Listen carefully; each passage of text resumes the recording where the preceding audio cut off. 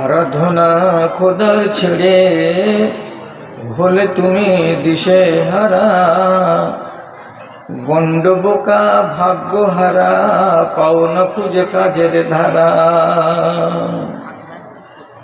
একবার সুখ নিদিরার পরশু হলে কান্নাকাটির রোল তোলো, এ দেশ ছেড়ে সে দেশ যেতে কি নিয়েছো তাই বলো, কি নিয়েছো তাই বলো।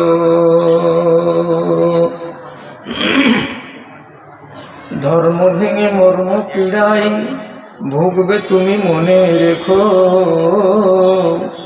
আসছে মরণ করতে সাবার, পিছন ফিরে ওই দেখো, পিছন ফিরে ওই দেখো। শখের বাজার সামটি এনে দিন ফুরায়ে রাত এলো, শখের বাজার সামটি এনে দিন ফুরায়ে রাত এলো। এ দেশ ছেড়ে সে দেশ যেতে কি নিয়েছো তাই বলো, কি নিয়েছো তাই বলো। কামনারই পিছন ছুটে জীবন তোমার শেষ হলো, কামনারই পিছন ছুটে জীবন তোমার শেষ হলো।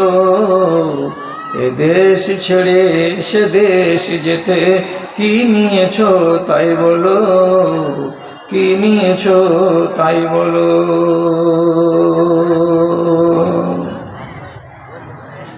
শ্রদ্ধেয় সভাপতি সাহেব, সমবেত এই এলাকার বিভিন্ন প্রান্ত থেকে এক গাদা মাদ্রাসার ভালোবাসাকে বুকে নিয়ে এবং দিনের দরদকে সাথে নিয়ে উপস্থিত সকল শ্রেণীর আমার প্রাণের ভাই এবং বন্ধুগণ তথা মজলিসের একপাশে আড়ালে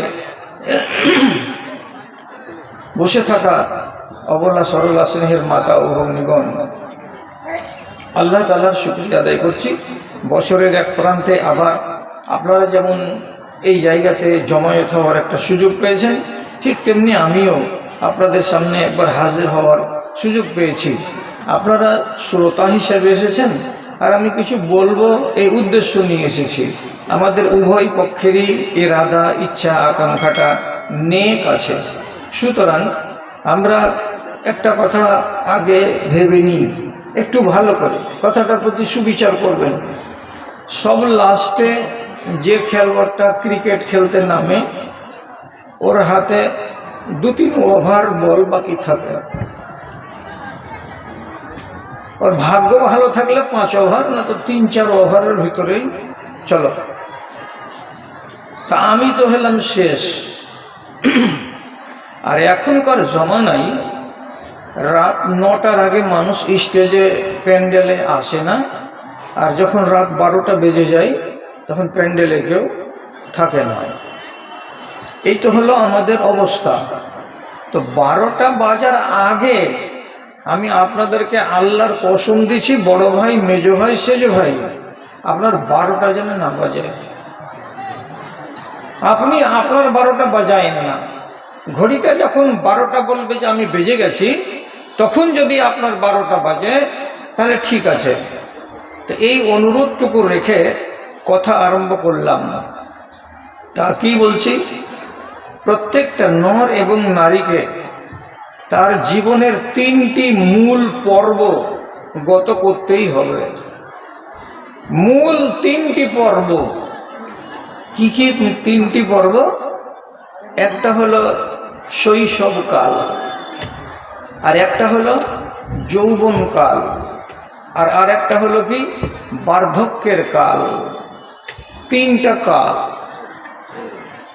আপনি যদি বেশি আগ বাড়িয়ে বলেন যে আমি শৈশবের কালে এইভাবে 8 বছর, 9 বছর, 10 বছর ধরে মুহতাজ হয়ে পরের মুখাপেক্ষী হয়ে বাঁচতে পারবো না, এক ধাপে আপনি উঠে যাবেন 25 বছর বয়সে, হবে না।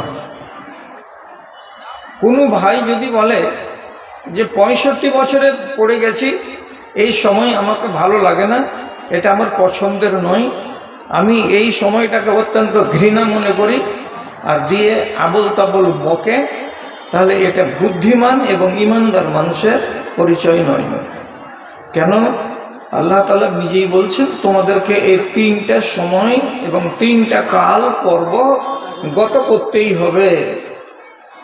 সূরা রুমে রব্বুল আলামিন বলছেন আল্লাহুল্লাযী খালাকাকুম মিন যুফিন, তোমাদেরকে যিনি আল্লাহ রাব্বুল আলামিন সৃষ্টি করেছেন একেবারে ক্ষীণ, একেবারে দুর্বল থেকে দুর্বলতর বস্তু থেকে, আবার সেই দুর্বল বস্তু থেকে মানুষ করে রাব্বুল আলামিন দুনিয়াতে আনলেন। দুনিয়াতে যখন এলাম তখন আমি এত মুহতাজ, নিজের পিশাবটা কোথায় করব তা জানি না, কেমন করে মায়ের কাছে খাবার চাইব তা জানি না, নিজে দাঁড়িয়ে পায়ের উপরে খাড়ো হব সে ক্ষমতা আমার নাই, আমার কখন ঘুম আসবে কখন আসবে না, কখন আমাকে পায়খানায় যেতে হবে, এতগুলো ভাবনা ভাবার মতো যোগ্যতা আমাদের কাউরি থাকে না। আমরা সবাই দুর্বল হয়ে বাঁচি। তারপরে কিছুদিন যখন কেটে যায় তখন হয়ে গেলাম সিয়ানা। সিয়ানা কত সিয়ানা হলাম? টোটাল ওজন যদি ওর 35 কেজি হয় আর বয়স হয় 18 বছর, তো এত পাতলা দুবলা টিনটিনা মানুষ মনের দিক দিয়ে কত সবার, যে একটু ঝগড়া লাগতে গেলে ডায়লগ দিয়ে বলবে যে তুই আমাকে চিনিস, আমার দেখেছিস স্টিল বডি, অথচ একটা চড় মারলে খেজুরে ঘাটে যেয়ে পড়বে। তাহলে এই যৌবন কালটা কত সাংঘাতিক। কোনো মানুষ এই কালে নিজেকে দুর্বল বলে ভাবে না, সবাই নিজেকে মনে মনে ভাবে কি সবল। আল্লাহ তাআলা বলছেন বেশি বাড়িও না যৌবন কালকে পেয়ে। কেন? উঁকি মারছে সামনের দিকে আর একটা কাল, সেই কালটার নাম হলো বার্ধক্যের কাল। দেখতে দেখতে গত হয়ে যাবে শৈশব, দেখতে দেখতে গত হয়ে যাবে যৌবনকাল, এবং দেখতে দেখতে কবে যে কখন যে তোমার 60 বছর বয়সে পা দিয়ে দেবে, তুমি বলবে এই তো কয়দিন হলো, আর কখন আমি 60 বছরে পা দিলাম। সেদিন তুমি তারা গুনবে এবং সব সময় উঠতে বসতে ঘুমাতে জাগতে বিছানায় বাইরে মসজিদে মসজিদের বাইরে সব সময় একটা কথা বলবে, কবরে যাওয়ার সময় হয়ে গেল, মাটির তলে যাওয়ার সময় হয়ে গেল, আর বেশি দিন আমি টিকব না। দেখতে দেখতে এটা আপনার কপালে আছে, আমার কপালে আছে।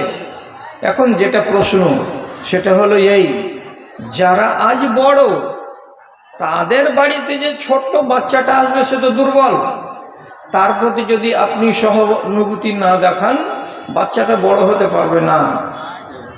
এই জন্য একদম ফিকার মশলা হলো এই, কোনো স্ত্রী লোক বারবার ঘাঁটছ নাকি যে ওইটা চলন হার বেলায় করিও না, অন্য মুলবির বেলা করবে, কিন্তু হাওয়ার বেলা ঘাঁটবে না, যা আছে ওকে থাকতে দাও। এই জন্য ফিকাতে মশলা আছে, কোনো স্বামী যদি তার স্ত্রীকে তালাক দিয়ে দেয় আর স্ত্রী যদি রাগ করে গাল ফুলিয়ে বসে থাকে যে তো ছেলেকে আমি খেতে দিব না, যেহেতু ছেলেটা তো ওরই, তো ফিকার মশলা শরিয়ত হলো কি, তালাক দিয়েছে স্বামী, তার জন্য যত রাগ আছে তোমার স্বামীকে বলো, তোমার রাগটাকে খবরদার উজাড় করতে যেও না নির্বোধ নিষ্পাপ শিশুটার উপরে। ওর উপরে যদি তুমি এইভাবে ক্ষুণ্ণ হয়ে থাকো তো বাচ্চাটার কি হবে? ক্ষতি হবে। এই জন্য মাকে বলা হচ্ছে যত রাগ আছে পুরুষের কাছে দাবি করো, বাচ্চার কাছে রাগ করিও না। তারপর বলছি শিখে রাখেন, আমি যতক্ষণ বেঁচে আছি আর যতগুলো মজলিসে আমি যাব আপনাকে একটা না একটা কথা শিক্ষা দিয়েই যাব। তা কি, যদি কোনো স্ত্রীকে তার স্বামী তালাক দিয়ে দেয়, তালাক দিয়ে দিল, স্বামী তালাক দিয়ে দিয়েছে, এবার বাচ্চা আছে কোলে, স্ত্রী দাবি করতে পারবে কি বলে, তোমার বাচ্চাকে দুধ আমি খাওয়াবো না, এটা আমার অধিকার, তুমি দায় মানিয়ে এসো, তোমার বাচ্চাকে দুধ খাওয়াতে পারো, দাইমা আনতে যদি 3 দিন দেরি হয়, 4 দিন দেরি হয়, সেটা আমি মেনে নেব, কিন্তু স্থায়ীভাবে তোমার বাচ্চাকে আমি দুধ দেব না। তখন স্বামী যদি তার হাত ধরে, পা ধরে আর বুঝিয়ে সুঝিয়ে বলে তুই খাইয়ে দে, দুধ না খাওয়াবি তো বাচ্চাটা বাঁচবে কেমন করে? স্পষ্ট কথাই আল্লাহ তাআলা বলছেন, তোমার স্বামীর সামনে তুমি দাম চুকিয়ে নাও, তোমার বাচ্চাকে আমি 1 বছর দুধ খাওয়াবো, 20,000 টাকা নেব। যদি টাকা দিতে রাজি হও তো দুধ খাওয়াবো, আর টাকা যদি না দাও তো দুধ খাওয়াবো না। স্বামীর কাছ থেকে যদি তোমার বাচ্চাকে দুধ খাওয়াবার টাকাটা নাও, আল্লাহর কোরআন বলছে সেই টাকাটা তোমার নেওয়া যায়। বাচ্চাকে কষ্ট দেওয়া যাবে না, না হলে ও কি হবে? ও তো অসহায়, পরের উপরে নির্ভর করে বেঁচে আছে। এই জন্য মাকে এবং বাবাকে এই শৈশবের কালে, বাল্য বয়সে বাচ্চাদের উপরে সহানুভূতিশীল হতে বলা হয়েছে, বেখেয়াল যেন কেউ না হয়ে যায়। তারপর আবার শুনেন, আপনি একদিন 1 বছরের শিশু ছিলেন, মুখাপেক্ষী পরে আপনাকে হাত ধরে ধরে মানুষ করলো কে? মা বাবা। ভালো করে বুঝেন কথাটা। এই শিশুটাকে আল্লাহ তাআলা আবার বলছেন কোরআন মাজিদের ভেতরে, এই আজকে তুমি শিশু হয়ে আছো তো শুনো, ওমান নুআম্মিরুহু নুনাক্কিসুহু ফিল খালকি আফালা ইয়াকিলুন। যে মানুষ দুনিয়াতে 60 বছর বয়স পেয়ে যাবে, সেই মানুষটার মরণ যখন কাছে আসবে, আল্লাহ তাআলা বলছেন এই 65 বছরের বুড়ো, খেয়াল রাখো, খবর রাখো আমার নিয়মের কথা। তোমাকে আবার আমি 1 বছরের 1.5 বছরের শিশুর মতো করে শিশু বানিয়ে দেব, আর দেওয়ার পরে নতুন করে তুমি 65 বছর বয়সে শিশু হবে। আর শিশু হওয়ার পরে তোমাকে কবরে যেতে হবে, তোমাকে ভালো করে কবরে নেব না। কেমন কথা? 65 বছরের মানুষটা আবার 1.5 বছরের শিশু কেমন করে হবে? কেমন করে? তো কোরআনকে আপনি ইনকার করবেন? কোরআন যেটা বলছে সেটা সত্য কথা। তা হলো এই 1.5 বছরের শিশুর যেমন বিবেক নাই, তেমনি 65 বছর বয়সের মানুষের বিবেক হারিয়ে যাবে। 1.5 বছর বয়সের শিশু যেমন নিজের কাপড়ে পেশাব করে দেয়, তার জ্ঞান থাকে না, তেমনি 65 বছর বয়সের মানুষ অধিকাংশ বয়সের ভারে ভারাক্রান্ত হয়ে পেশাব কাপড়ে করে দেয়, খেয়াল থাকে না। পায়খানা করে দেয় বাচ্চা নিজের প্যান্টে পায়জামাই, খেয়াল থাকে না। তেমনি বৃদ্ধ বয়সে মানুষেরা নিজের কাপড়ে পায়খানা করে দেয়, খেয়াল থাকে না। বিবেক যেমন কমে যায়, বাচ্চার যেমন বিবেক থাকে না, ঠিক সেই রকমই আপনারও বিবেক কমে যাবে। তার মানে কি? আপনি একেবারে বালকের মতো, শিশুর মতো হয়ে যাবেন। তার মানে জানতে হবে কবরে যাওয়ার সময় কাছে এসেছে। তখন এবার আল্লাহ তাআলা কি বলছেন? আল্লাহ রাব্বুল আলামিন সবারই জন্য একই বিধান। কি বিধান? এই বাচ্চাটাকে তুমি যেদিন 1.5 বছরের ছিলে, তোমার মা আর বাবা তোমাকে যত্ন করেছিল, আদর করেছিল, যাতে সুষ্ঠুভাবে তুমি মানুষ হতে পারো, তেমনি আজকে তোমার বাবা 65 বছর বয়সে পড়েছে, তুমি এখন 25 বছরের নওজোয়ান। এই মুহতাজ মা বাবাকে খবরদার অবহেলা করবে না, তাদের প্রতি অবজ্ঞা করবে না। যেমন তোমাকে ছোটবেলায় দেখেছিল, এখন তুমি ওকে বৃদ্ধ বয়সে ভালো করে যত্ন নাও এবং যতটা তার সম্মান করার তাই করো। কেউ একজনের দায়িত্ব থেকে যেন পালিয়ে না যায়। তাহলে খেয়াল করুন তো, বর্তমান জমানাতে প্রাণী, জীব, আল্লাহর মাখলুকের ভেতরে সব থেকে অবহেলিত প্রাণীকে, এটা খেয়াল করেন। আর বর্তমান যুগে প্রাণী কুলের ভেতরে সবচাইতে আদরে, যত্নে, সম্মানে কে লালিত পালিত হচ্ছে? বলতে পারবেন বা বলবেন কি? আমি বলছি, আমার সাথে একমত হবেন কি হবেন না আমি জানি না। এখনকার জমানায় সব থেকে সম্মানের প্রাণী তা হলো কুকুর, কুত্তার বাচ্চা, ছোট ছোট বাচ্চা, অ্যালসিয়েশন যেগুলো কুকুর, এর মতো সম্মানী প্রাণী আর কেউ নেই। কেন নেই? আমি যা খানা খেতে পাই না, কোটিপতির বাড়িতে যে কুত্তাটা আছে তার সাথে অনেক গুণে ভালো খাবার খাই। মানেন তো মানেন, না হয় পা দিয়ে সানেন। আপনি জীবনে কোনোদিন রোলস রাইস কারে চড়েছেন? চড়েননি, নামটাও শোনেননি। কিন্তু ভালো ভালো বাড়ির কুকুরটা তার মালিকের সাথে রোলস রাইস কারে, যার দাম 1.5 কোটি, 2 কোটি, 3 কোটি টাকা, এইরকম গাড়িতে চড়ে বাজার ঘুরে বেড়াই। তাহলে প্রাণীদের ভেতরে সবচাইতে মানুষ ইজ্জত দিয়েছে কাকে? কুকুরকে। আর সব থেকে এই জামানার অবহেলিত প্রাণীটার নাম কি? তো অবহেলিত প্রাণীটার নাম হচ্ছে মানুষ, কিন্তু শর্ত হলো বুড়ো মানুষ। চ্যাংড়া মানুষ নয়, যুবক মানুষ নয়, যারা বুড়া তারা। এদের মতো অবহেলিত প্রাণী আল্লাহর জগতে আর কেউ নেই। যেমন আপনাকে একটা উদাহরণ দিই, খবর যেন না যায় ওখানে, কানে কানে রেখে দেন। আমার শামসি থেকে পশ্চিম দিকে একটা গ্রাম আছে, ওই গ্রামে 9 করে কমপক্ষে 40টা বেওয়া আছে। তার ভেতরে এমনও বেওয়া আছে চলতে পারে না।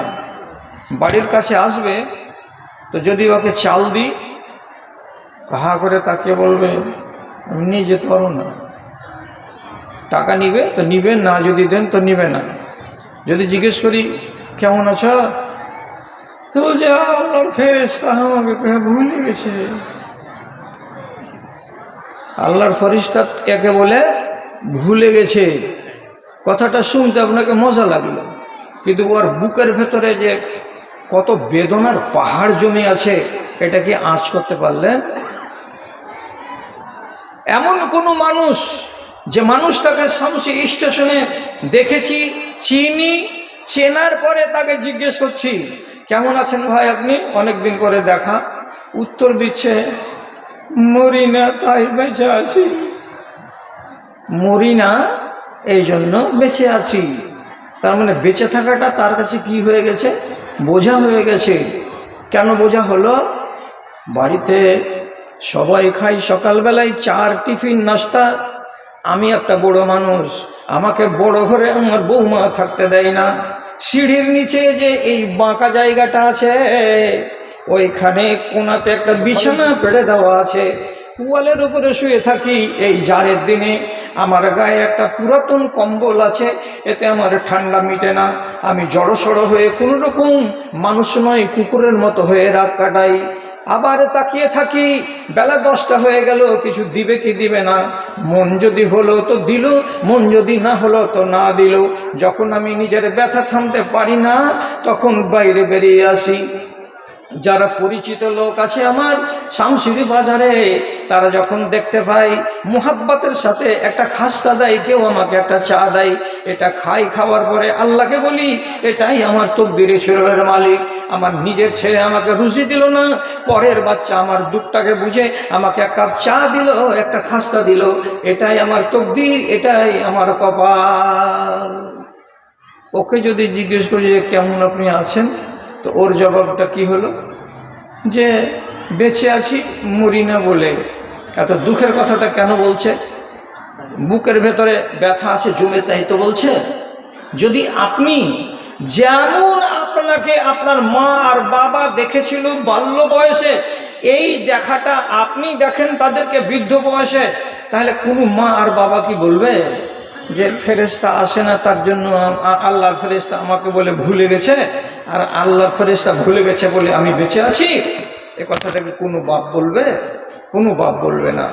বলাচ্ছেন কেন? বুড়ো মানুষের সম্মান কতটুকু আছে আপনি জানেন? হাদিসের ভেতরে লেখা আছে, যতক্ষণ আছেন কথাটিকে একটু মূল্য দিবেন। আল্লাহ পাকের নাই বলছেন আল বারাকাত মা আকাবেরকুম, তোমাদের বরকত যদি খুঁজতে চাও সংসারে, তাহলে বরকত আছে বড়দেরকে সাথে নিয়ে যদি থাকো তো তাতে। আর বড়দেরকে যদি বাদ করে দিয়ে তুমি একাই বাঁচতে যাও, তোমার সংসারে বরকত হবে না। বড়কে নিয়ে বরকত হাসিল করো। বুড়ো মানুষ চলতে পারে না, তবুও বাড়িতে রাখো, এটা তোমার কি? বরকত। কেমন বরকত, কিসে বরকত? মুফাসসিরিন কেরাম বলছেন ফিল ফিকরে ওয়াত তাজরুবাতে ওয়াল আকলে ওয়াদ দায়ানাতে, বুদ্ধিতে তোমাকে চালাক করে রাখবে, বিবেক দিয়ে তোমাকে সমৃদ্ধ করবে, পরামর্শ দিয়ে তোমাকে আগে বাড়াবার চেষ্টা করবে। এর কাছে যেটা বুদ্ধি আছে, এর কাছে যেটা অভিজ্ঞতা আছে, ওটা আর তোমার কাছে নাই। গোলমাল করছে কেন মাইক? হ্যাঁ, শুনতে পাচ্ছে না পাবলিক এতটি লোক তো কেউ বলছে না। তুমি কার কথাই করছো, পড়ে এগুলো করছো? বলেন। হ্যাঁ, বাইরের লোকের কথা শুনতে হয় না কোনোদিন। আমিনুলদা বলেন। মজলিসের লোককে ইস্তাহার দিয়ে ডেকে এনেছি, গাঁলাকে আমি আওয়াজ শোনাবোটা কি? মহিলা প্যান্ডেলে তো আওয়াজ যাচ্ছে। আর তাছাড়া আমি যখন থেকে উঠেছি তখন তো ওরা পূর্ব দিকে মুখ করে বসে আছে, কেবলা করে, ওরা তো কথাই শুনে না। আমি বুঝতে পারি না এখান থেকে। এখনো গোলমাল চলছে মহিলা মহলে, হেলে হেলে হেলে হেলে হেলে হেলে হেলে করে চলে যাচ্ছে। কি করে কি করে?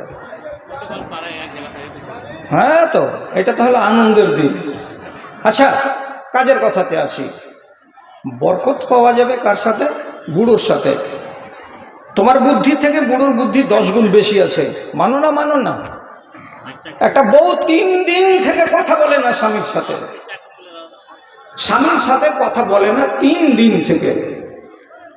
বাপের সামনে মুখ ভারী করে ছেলে খাড়ো হয়ে আছে। কিরে বেটা, মুখ ভারী কেন? বলছি কি করবো জি আব্বা, তোমার বউ আমার সাথে কথা বলে না, কথাই বলে না। তো বলছে খ্যাপা ছেলে, এই কথাটা ওর মুখ থেকে চালু করতে পারলি না 3 দিনে? বলছে না, কত কি করলাম, গো ধরে বসে আছে। বাপ একটা কানে কানে সল্লা দিল, সল্লাটা বেটা কানে তুলল, আর তুলে বেলা 10টার সময় পাথরের খাদানে কাজে যাবে।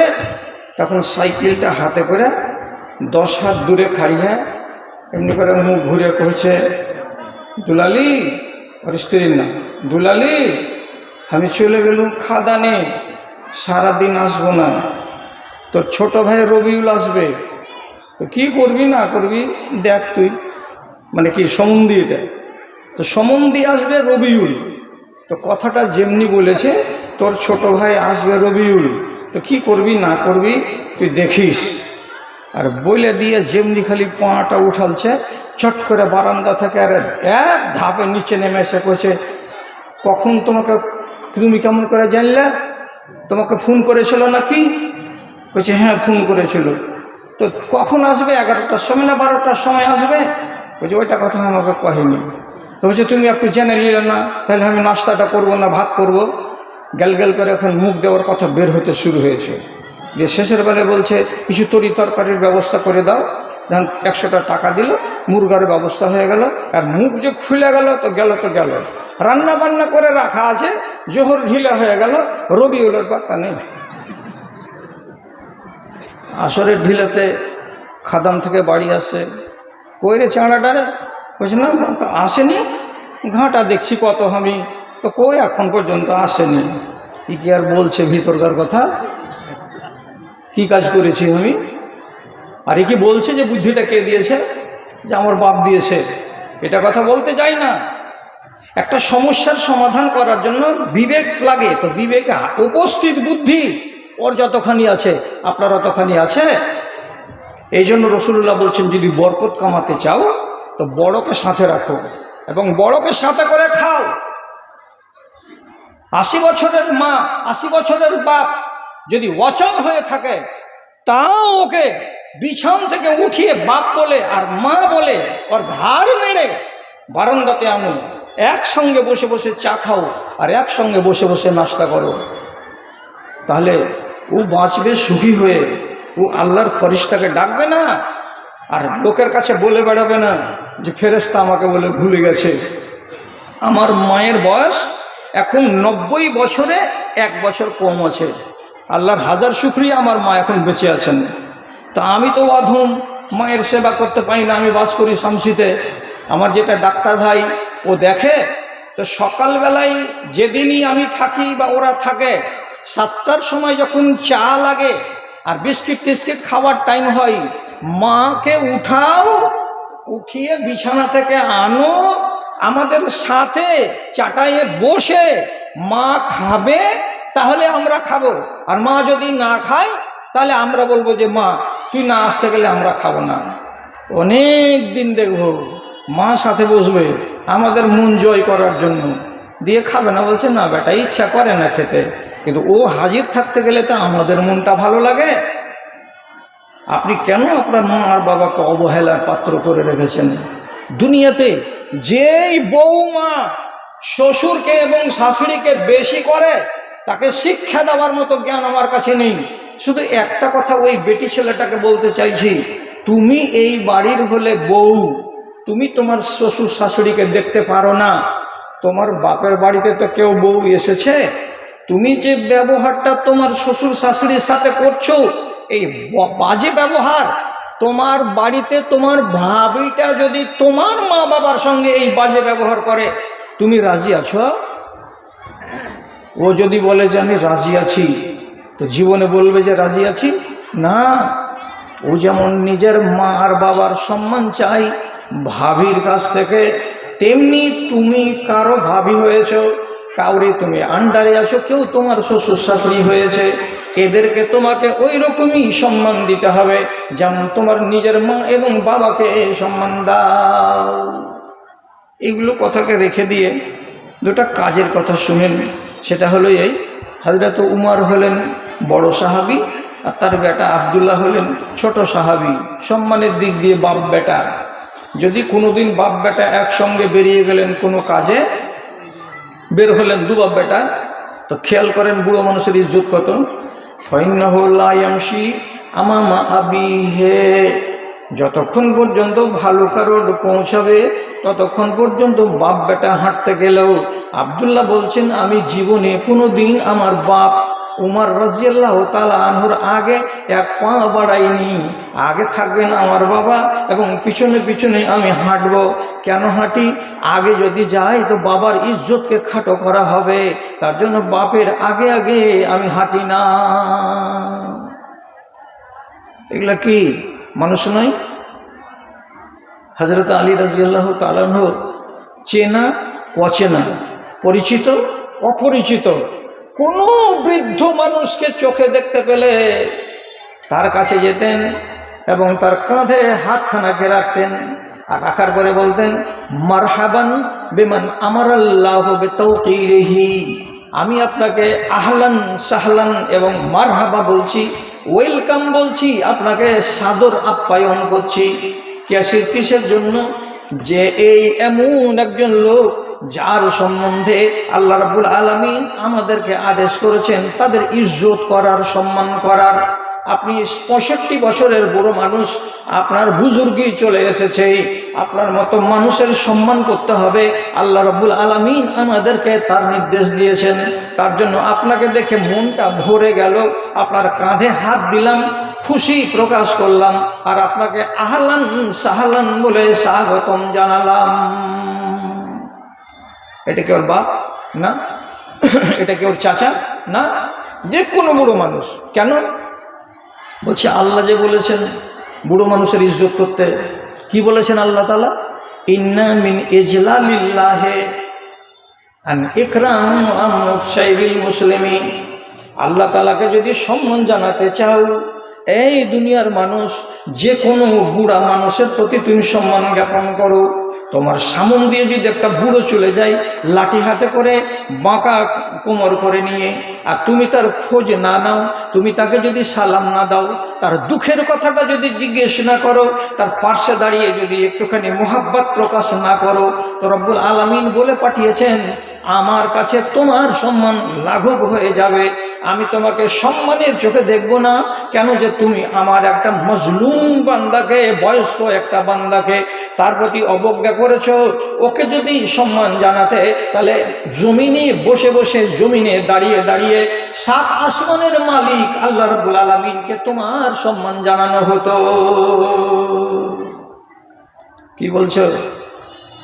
এই কয়টা বাপ সুখে আসে এই দেশের মাটিতে, আমি তালগাছিকে শুধু বলছি না। হযরতে আবু হুরায়রা রাদিয়াল্লাহু তাআলা আনহু উনি নিজে বলছেন, আমি নীতি কি অবলম্বন করি জানেন? বলেন, আপনার কথাটা শুনি।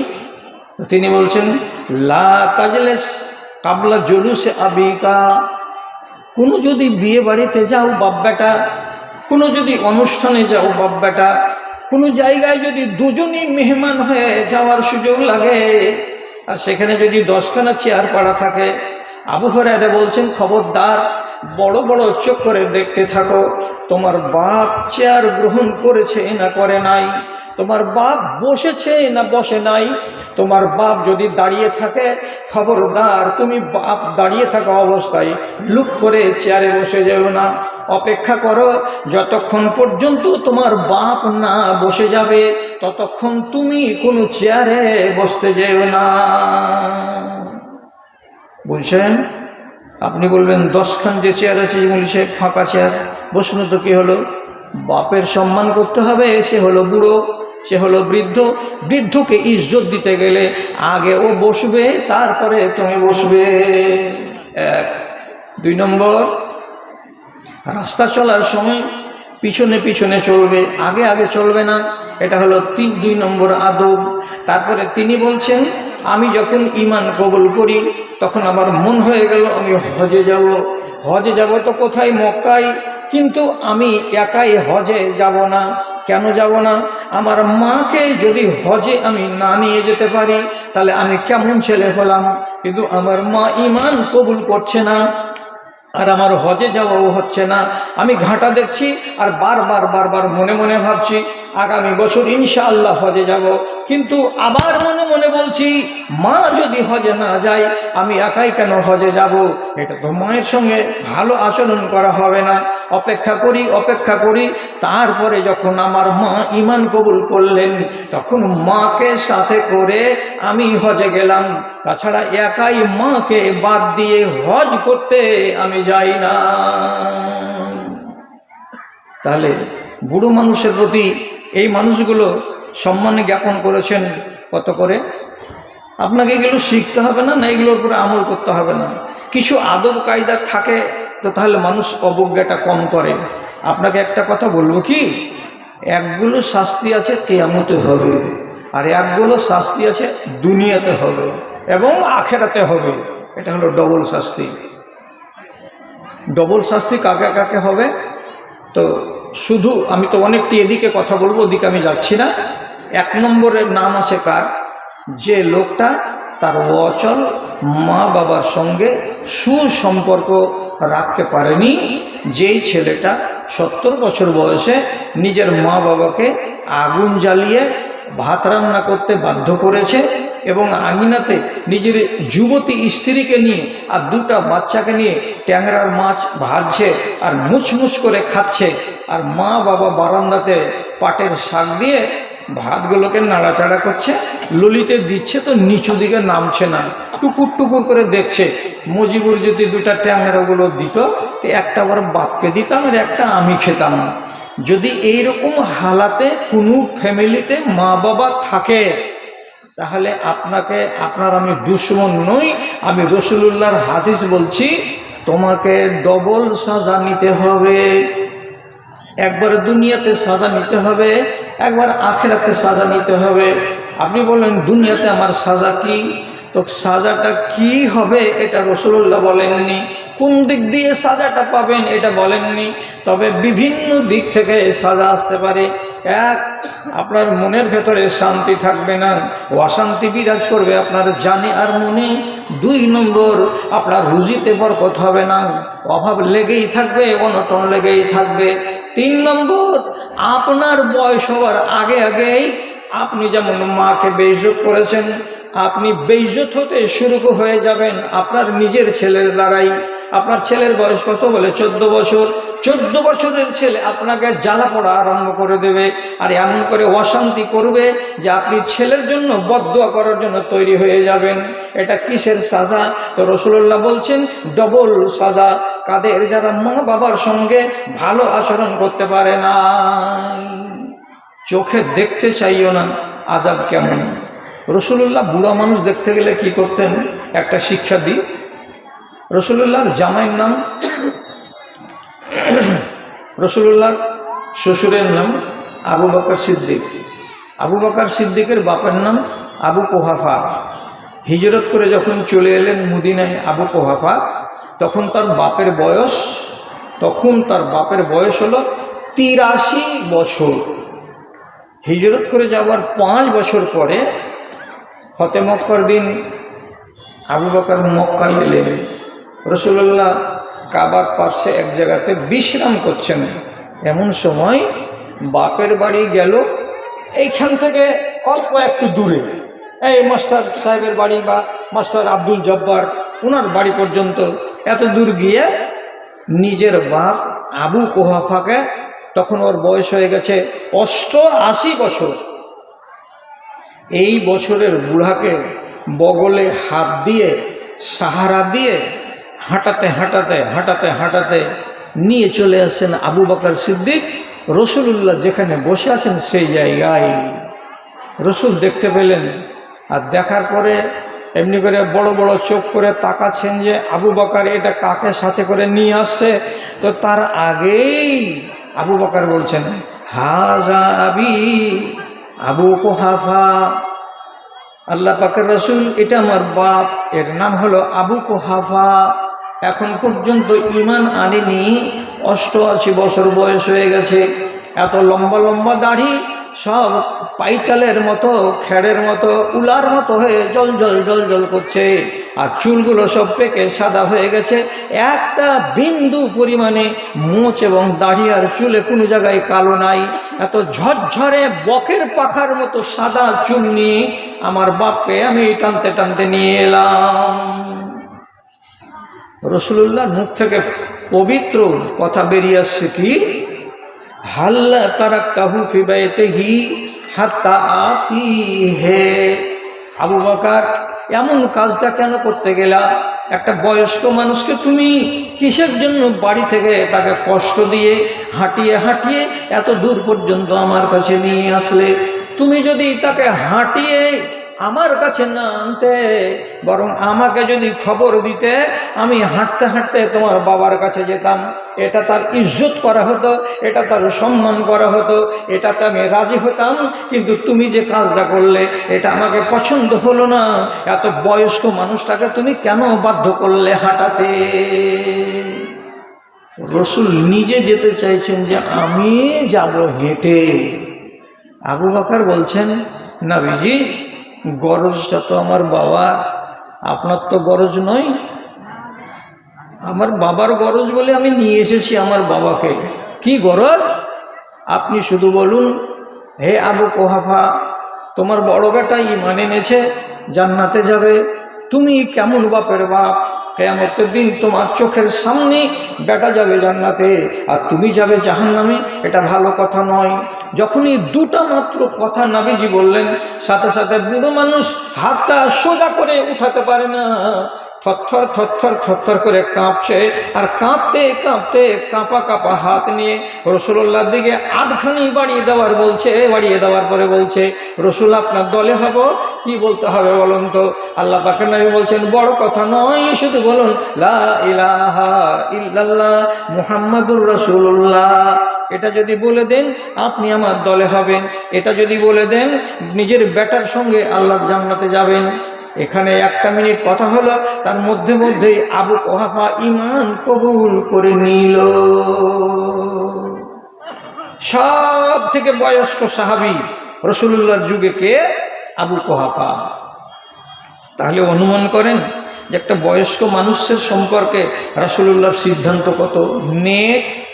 আচ্ছা, এই এত বড় যে জুমা মসজিদটা আছে, এই জুমা মসজিদে আপনাদের জুমার দিনকে নামাজ পড়াই, 5 ওয়াক্ত নামাজ হয়তো মাদ্রাসার মাওলানারা পড়াই, কিন্তু ইমাম সাহেবকে এই খবরটা আপনি জানিয়ে দিয়েন। যদি কোনো দিন সূরা লম্বা হয় আর আপনার জানে কষ্ট হয়, তো কানে কানে ডেকে বলবেন, ইমাম সাহেব কি বলছেন? কইছি এত লম্বা সূরা থামতে পারি না। বয়স কত আপনার? 70 বছর। আপনার বয়স কত? 50 বছর, আপনার কি হয়েছে?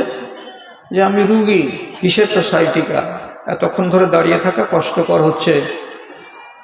তো ইমামকে আপনি এটা জানাতে যাবেন, পাওয়ার কোথায় পেলেন?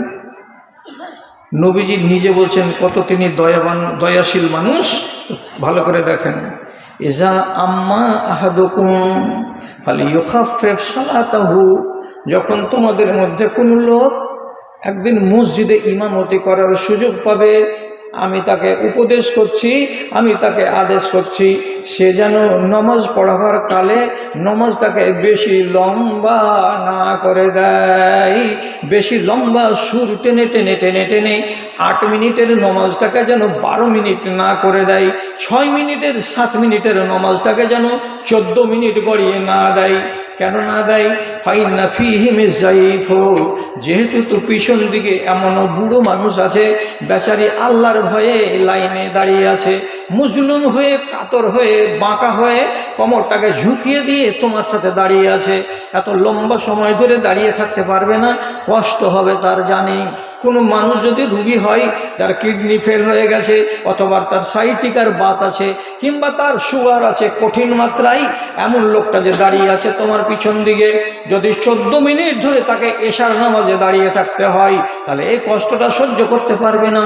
তার জন্য নবীজি খাস করে বলছেন, তোমার পিছন দিকে লাইনে বুড়ো বুড়ো মানুষগুলো আছে, বাচ্চার মারা আছে, আর এই কমজোর মানুষগুলো, রোগী মানুষগুলো আছে, তাদের দিকে লেহাজ করে তোমার নমাজটাকে বেশি লম্বা করিও না। কথাটা কত দয়া প্রদর্শন করেছেন আল্লাহ পাকের নবী বুড়ো মানুষের উপরে, আপনি আন্দাজ করতে পারছেন? যদি বুড়োর উপরে আপনি মেহেরবানি করেন, তা আল্লাহ রাব্বুল আলামিন আপনার উপরে মেহেরবানি করবেন। এটা কথা হাদিসে লিখাই আছে, কারো মেহরবানি তুম আহলে জমি पर, करो मेहरबानी तुम अहले जमी पर, खुदा मेहरबान होगा আরশে বাড়ি पर। তোমার বাড়িতে যে বুড়া মা আছে আর বাবা আছে, তার গোড়াতে গিয়ে বসো, একবার মিষ্টি করে বলো, মা কিছু খাবি নাকি মা? বাপকে যে বলো, বাজান কিছু নিবা নাকি? আরে আনতে পারবে কি পারবে না তা আমি জানি না, কিন্তু যদি মুহাব্বতের সাথে তাকে পার্শ্বে বসাও, তাহলে তার দিলটা বড় হবে, তোমার জন্য দুয়া বের হবে। আর এই মায়ের পায়ের তলাতে রাব্বুল আলামিন জান্নাতকে ধার্য করে রেখেছেন। এক সাহাবী এসে বললেন, যুদ্ধের ময়দানে যাব, শহীদ হব, আল্লাহ জান্নাত পাবো। নবীজি বলছেন, মা বেঁচে আছে না নাই? তিনি বলছেন, মা বেঁচে আছে। আল্লাহ পাকের রাসূল বলছেন, যুদ্ধের ময়দানে গলা কাটিয়ে শহীদ হয়ে তোমাকে মরতে হবে না, জান্নাত পেতে হবে না, তোমার বাড়িতেই তোমার জান্নাত আছে। তাহাতা রিজলাইহা, তোমার বুড়ি মায়ের পায়ের তলায়। তোমার মাকে যদি খুশি রাখতে পারো, তোমার জান্নাত তোমার মা নিজেই বানিয়ে দেবে। বুড়ো হলে মানুষ বাচ্চা হয়ে যায়, বাচ্চা বয়সে লবণ চুষতে মন করে না? হ্যাঁ। ছোট ছেলে অল্প বয়স, আইসক্রিম দেখলে আইসক্রিম খেতে মন করে না? হ্যাঁ করে। যে কোনো জিনিস খাবার ইচ্ছা করে। আপনি খেয়াল করে দেখবেন, যাদের বয়স 70 বছর হয়ে গেছে, ঠিক ছোট ছেলের মতো, যদি আইসক্রিমওয়ালা হাঁক মারে, আর মনে হবে যে আমি একটা আইসক্রিম খাবো, যেহেতু মনটা বুড়া হয়ে গেছে। আপনি যদি কটকটি দেন 3-4টা মদন কটকটি, ওই মদন কটকটিটি মুখে নিবি আর নাড়াচাড়া করবে, নাড়াচাড়া করবে। কি এটাই হচ্ছে ওই বুড়ো বয়সে বালক হওয়া। আপনারও তো হবে, আমারও তো হবে। আপনি তার সাথে যদি ভালো সলুক না করবেন, তাহলে দুয়াটা কি করে বের হবে? এদের সাথে মেহেরবানি করতে গেলে আপনার তকদির পাল্টিবে। আপনি তো অবজ্ঞা করে তো কাল কাটিয়ে দিলেন। তবে আল্লাহর দয়া এক কাছে জানেন কি?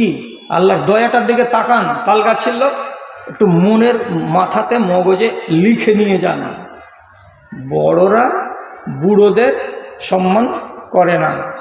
কোনো বেটা বাপের কাছে গিয়ে বাপুজি বলে না।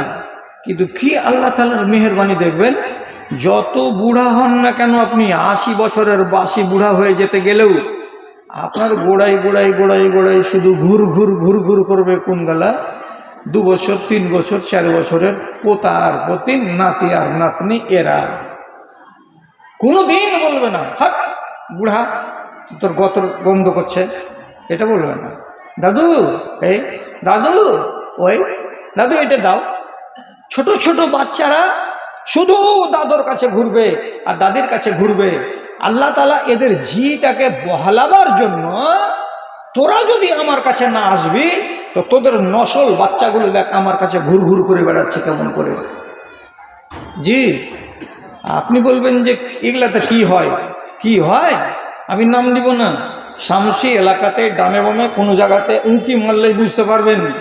এক মাস্টার মশাই রিটায়ার প্রাইমারি 26,000 টাকা পেনশন পায়।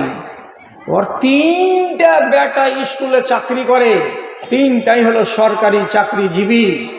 সেই মাস্টার মশাই ঈদ উল ফিতরের দিন নমাজ টমাজ পড়ে আসছি, তা আমাকে দিয়ে আসসালামু আলাইকুম, কেমন আছেন? ভালো আছি। আপনি কেমন আছেন? ওকে যদি বলছি যে আপনি কেমন আছেন, তো মোটা মোটা এরকম মোটা মোটা 2 ফোঁটা 2 চোখ দিয়ে পানি গাল পর্যন্ত গড়িয়ে এসে বলছে শরীর ভালো আছে, মনটা ভালো নাই। আরে শরীর ভালো আছে তো মনটা ভালো নাই কেন? তো দেখেন আবদার কি জিনিস। বলছে মৌলানা 3টা বেটা সরকারি চাকরি করে, 70,000 80,000 টাকা করে স্যালারি পাই মাসে। ঈদুল ফিতর চলে গেল আজকের দিন, একটা বেটাও আমাকে একটা নতুন পাঞ্জাবি কিনে দিল না। আপনি বলেন তুমি যে টাকা পাইছো 26,000 টাকা পেনশন, আমি যদি কোটি টাকা পাই তো এটা আমার আলাদা, কিন্তু আমার মনটা বলছে আমার কোনো একটা বেটা এমন সুন্দর উৎসবের কালে আমার কাছে একটা পাঞ্জাবি এনে বলবে আব্বা তোমাকে এটা গায়ে দিয়ে ঈদের মাঠে যেতে হবে, আমার কলেজটা জুড়িয়ে যাবে, ঠান্ডা হয়ে যাবে, আর ওই ছেলেটার জন্য আমার মুখ দিয়ে দোয়া বেরিয়ে যাবে।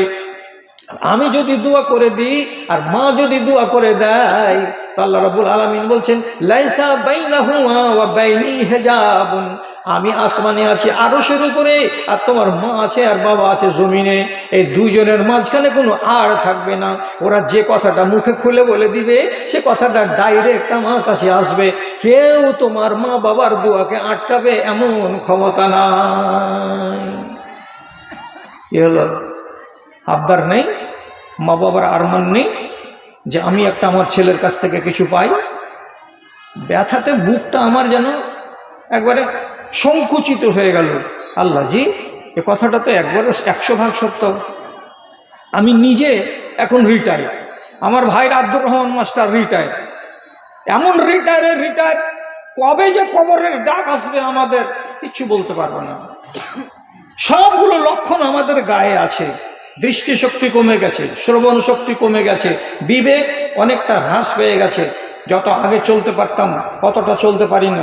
পেটের হজম শক্তি অনেক কমে গেছে, আগে যতটা খানা খেতাম অতটা খানা খেতে পারি না। এগুলো কিসের লক্ষণ? কিসের লক্ষণ এগুলো? কবরে যাওয়ার লক্ষণ। টাইম হয়ে গেছে। ফজল ইবনে আয়াজ এক বুড়াকে দেখেছিলেন, আর দেখার পরে বলছিলেন আসসালামু আলাইকুম বাজান, ভালো আছেন? হ্যাঁ ভালো আছি।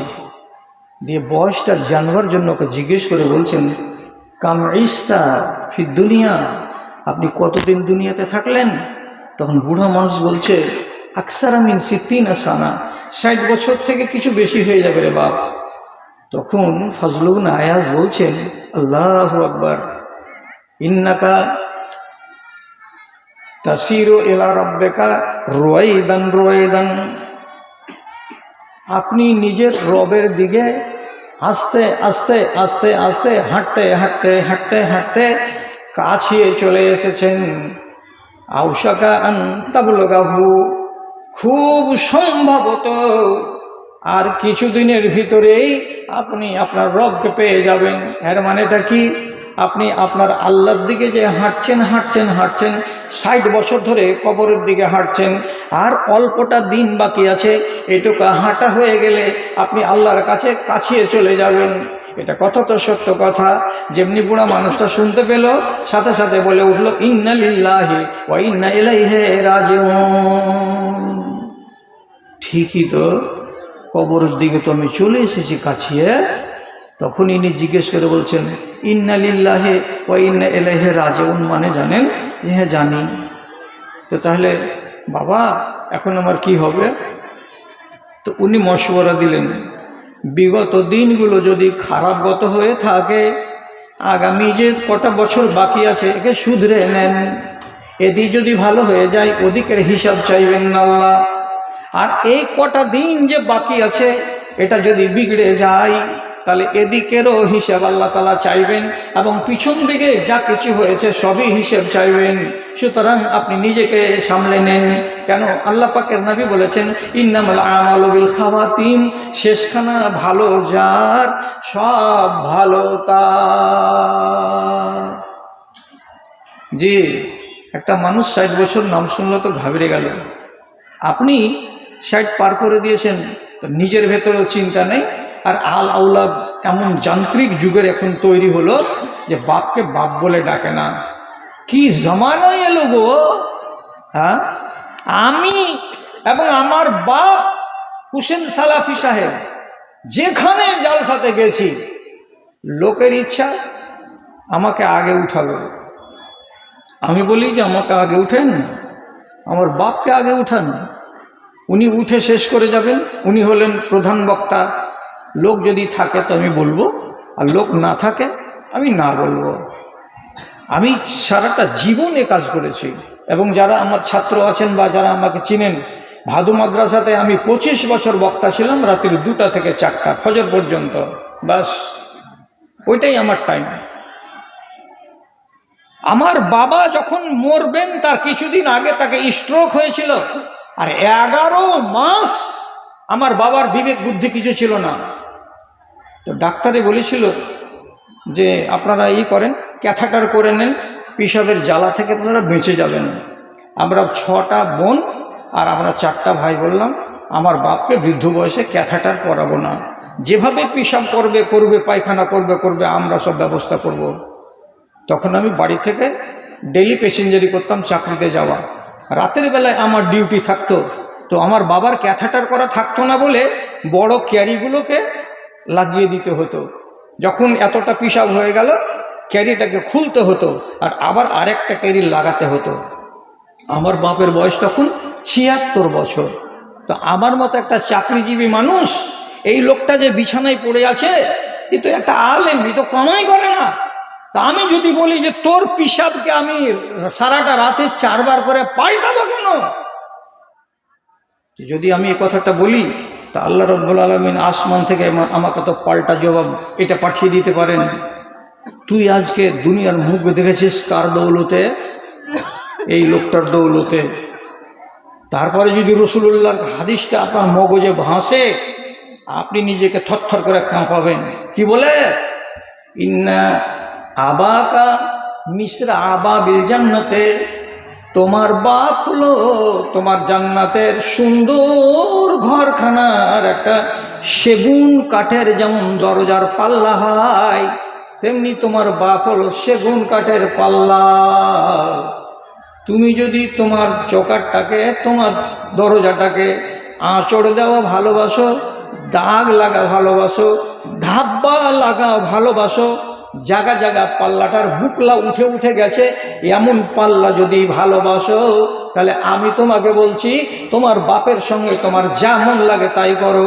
আর তুমি যদি মনে করো জান্নাতের গেটে, জান্নাতের দরজায় যে ঝকঝকে সেগুন কাঠের পাল্লাটা লাগানো আছে, তাতে যেন দাঁত দেখতে পাওয়া যায়, চেহারা দেখতে পাওয়া যায়, একটা আঁচড় পর্যন্ত না থাকে, তাহলে দুনিয়াতে তোমার বাপের মনি, তোমার বাপের দিলে একটা আঁচড় পর্যন্ত টানতে যেও না। বাপের দিলে যদি আঁচড় লাগে তো তোমার জান্নাতের কপাটে আঁচড় লেগে থাকবে। বাপের গলাতে, বাপের যদি মনের ভেতরে ঘা লেগে থাকে, তোমার জান্নাতের পাল্লা তার বুকলা উঠে উঠে থাকবে। তাহলে ভালো করে মনে রাখো, তোমার বাপ হলো জান্নাতের দরজা। কি ব্যবহার করবেন বলেন? কোনটা করতে হবে? এখনকার জমানায় 90টা বউ শ্বশুরকে থালা আগিয়ে দেয় না, যদি দেয় কাছে নিয়ে গিয়ে জোর এমনি করে ঠেলে দেয়। কাছে বসে থাকে না, গ্লাসে পানি দেয় না। কিন্তু সব নারী নয়, অনেক এমন নারী আছে দুনিয়াতে যে শ্বশুরকে বাপের মতো মর্যাদা দেয়। একটা দুটো নয়, 10টা 20টা 30টা এমন নারী আছে। রাতের বেলায় ফজরের টাইমে গরম পানি আগিয়ে দেয়, আব্বা আপনি ঠান্ডা পানিতে উজু করতে পারবেন না, এই লেন পানিটা। আরে তুই দুয়াতে ধনী হয়ে যাবি যদি এই লোকটা খালি একবার মুখ ফুটে বলে দেয় জাযাকিল্লাহ, আল্লাহ তোকে উত্তম বদলা দেয়। এই মুখের দোয়াগুলো সম্বন্ধে নবীজি কি বললেন, এই জমিন থেকে বের হওয়া আর আরশ পর্যন্ত পৌঁছিবার মাঝখানে কাউরে হিম্মত নাই যে ওই লোকটার মুখের কথাগুলোকে আটকে দিতে পারে। খেলা মনে করছেন? কোনোদিন এরকম করবেন না। জি, খিদমত করেন বুড়া মানুষের, আপনার কল্যাণ হবে, আপনি নিজে খিদমত পাবেন তার বদলে। তারপরে আপনাকে একটা আসল কথা বলি, রাসূলুল্লাহ কত ভালোবাসতেন আর এই ব্যাপারে কতটা সজাগ ছিলেন, আপনাকে আর বেশি আমি জ্বালাবো না, ছেড়ে দিচ্ছি খুব তাড়াতাড়ি। একদিন একটা নওজোয়ান ছেলে 20-25 বছর বয়স হবে, আল্লাহ পাকের রাসূলের কাছে এসে বলছেন, রাসূল ইন্না আবি ইয়াখুযু মালি, আমার বাপ যেদিন সেদিন আমার পকেট থেকে টাকা বের করে নিচ্ছে, পরে যখন আমি হিসাব মিলাচ্ছি তো আমার দিরহাম মিলে না, আমার দিনার মিলে না। আমি জোর করে যখন বলছি তুই টাকা নিয়েছিস নাকি হে বাপু, তো বাপ বলছে হ্যাঁ রে বেটা একটা নিয়েছিলাম। তো রোজ রোজ এরকম করে আমার যে টাকা নিয়ে নিচ্ছে, তো আমি বাপকে কি সাজেস্তা করতে পারবো? ওকে কি ডাঁটতে পারবো? ওকে কি কড়া ভাষা দিয়ে আক্রমণ করব যে খবরদার আজ থেকে তুই আমার পকেটে হাত দিবি না? আপনি আমার বিচার করে দেন। যেমনি ভাষাটা বলা যে আপনি আমাকে বিচার করে দেন। রাসূলুল্লাহ বলছেন ফাদউ আবাকা, তুমি তোমার বাপকে ডাকো এবং তোমার বাপকে সাথে করে আমার কাছে হাজির হও, আমি তোমার বাপের মুখের বয়ান শুনবো, শোনার পরে তোমাকে ফয়সালা দেব। বাড়ি গিয়ে বলছে কাল 10টার সময় রসুলের কাছে তোকে যেতে হবে। কেন রে? কোচের রসুল ডেকেছে তোকে। বাপের তখন হয়েছে কি, মানে ভিতরে এমনি এমনি করতে লেগেছে, আরে আমি 60-65 বছর বয়সের মানুষ, আমাকে কেন ডাকবে রে?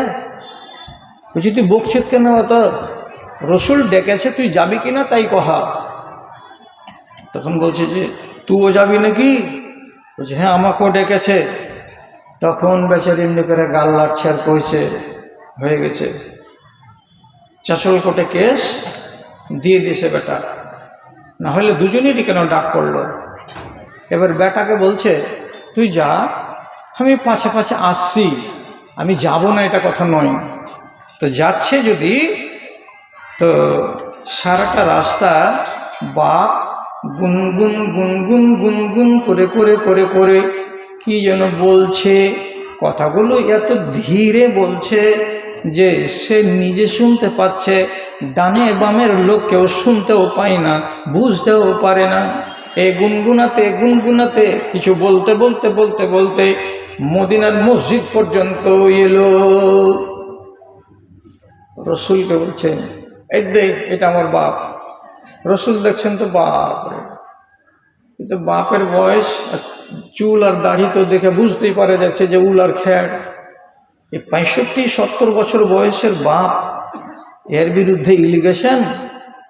তো এবার সোজা ভাষাতে রসুল বলছেন আপনি আপনার ছেলের পকেট থেকে টাকা নিয়ে নিচ্ছেন, তো টাকাটা যে নিচ্ছেন তো কিভাবে নিচ্ছেন, কেন নিচ্ছেন,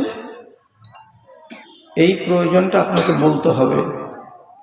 তো বলছে হুজুর আমিও অভাবী মানুষ, যখন কিছু খাওয়ার মন করে একটা দিরহামগুলো নিই, আমার বেটার ছেলে পেলে না পয়সা করি ভালো আছে, বাজারে যাই কিছু জিনিস কিনে টিনে খাই, এই জন্য নিই মাঝে মাঝে। তাছাড়া আমার বুক ভরা আশা, ছেলে যদি কামিয়াপুত হয়, তার যদি একটা টাকা নিই তো মনে হয় ওর ভারী হবে না, এই জন্য বড় মুখ করে নিতাম।